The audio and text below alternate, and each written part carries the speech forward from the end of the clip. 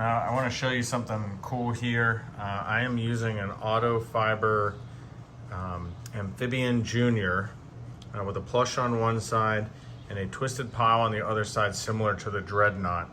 And I'm finding that it actually wipes off the residue from compound and polish much easier than another towels, and yet it doesn't scratch the surface. Now, scratching the surface is really dependent upon how much pressure you push, how dirty or clean your towel is, and the method in which you do it. So you can easily remove polish, and this is GM black paint on a Silverado, and it does have some defects that just simply aren't going to come out with this polish, but you can see those are scan grip lights in the back, and you can see we are not scratching this paint, and this is notoriously soft paint. So consider using the twisted pile side if you're finding that you're leaving a lot of polish residue. Even if you spread it out nice and thin, if that's a problem that you have, consider using a twisted pile towel such as the dreadnought or the twisted pile side of the amphibian.